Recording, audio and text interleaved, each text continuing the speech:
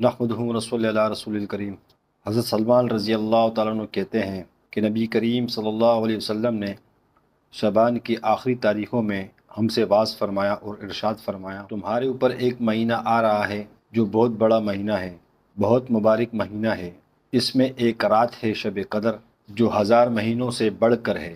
اللہ تعالیٰ نے اس کے روزوں کو فرض فرمایا ہے اور اس کے رات کے قیام یعنی تراویح کو ثواب کی چیز بنایا ہے۔ جو شخص اس مہینے میں کسی نیکی کے ساتھ اللہ کا قرب حاصل کرے، ایسا ہے جیسے غیر رمضان میں فرض ادا کیا، اور جو شخص اس مہینے میں کسی ایک فرض کو ادا کرے وہ ایسا ہے کہ جیسے غیر رمضان میں 70 فرضوں کو ادا کیا۔ یہ مہینہ صبر کا ہے اور صبر کا بدلہ جنت ہے، اور یہ مہینہ لوگوں کے ساتھ غم خواری کرنے کا ہے۔ اس مہینے میں مومن کا رزق بڑھا دیا جاتا ہے۔ جو شخص کسی روزہ دار کو افطار کرائے اس کے لیے گناہوں سے معافی اور آگ سے خلاصی کا سبب ہوگا، اور روزے کی ثواب کی مانند اس کو ثواب ملے گا، اور اس روزے دار کے ثواب سے کچھ کم نہیں کیا جائے گا۔ صحابہ رضوان اللہ علیہ مجمعین نے عرض کیا، یا رسول اللہ صلی اللہ علیہ وسلم، ہم میں سے ہر شخص اتنی وسعت نہیں رکھتا کہ روزہ دار کو افطار کرائیں۔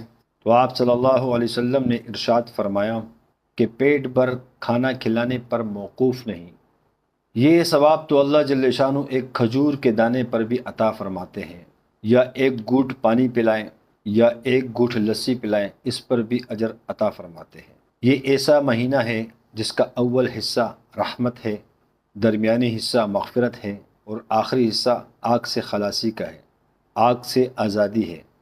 جو شخص اس مہینے میں ہلکا کر دے اپنے غلام و خادم کو کے بوجھ کو، حق تعالی شانہ اس کی مغفرت فرمائیں گے اور آگ سے آزادی فرمائیں گے۔ اور 4 چیزوں کی اس میں کثرت رکھا کرو، جن میں سے 2 چیزیں اللہ کی رضا کے واسطے ہیں، اور 2 چیزیں ایسی ہیں جن سے تمہیں چارہ کار نہیں۔ پہلی 2 چیزیں جن سے تم اپنے رب کو راضی کرو وہ کلمہ طیبہ اور استغفار کی کثرت ہے، اور دوسری 2 چیزیں یہ ہیں کہ جنت کی طلب کرو اور آگ سے پناہ مانگو۔ جو شخص کسی روزہ دار کو پانی پلائے، حق تعالی شانہ قیامت کے دن میرے حوض سے ایسے پانی پلاویں گے جس کے بعد جنت میں داخل ہونے تک پیاس نہیں لگے گی۔